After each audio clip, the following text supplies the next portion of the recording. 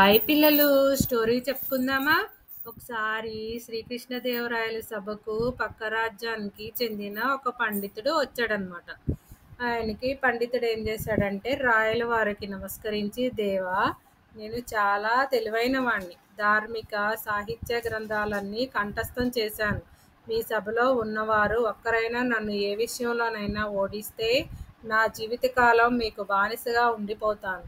నేను గెలిస్తే నన్ను బంగారం హారంతో సత్కరించాలి అన్నాడు. అతను అంత ధైర్యం చెప్పేసరికి తెనాలి రామలింగడు తప్ప అందరూ అతన్నెవరూ గట్టిపిండమే అనుకున్నారు.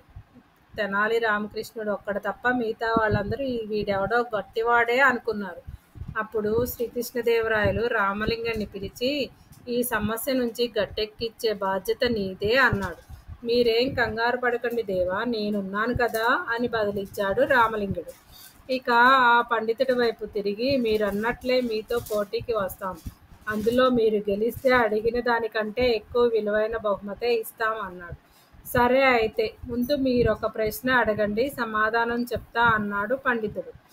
అది భూమి లోపల నుంచి కానీ పైనుంచి కానీ పుట్టింది కాదు, మానవుడు జంతువుల గర్భం నుంచి వచ్చింది కాదు.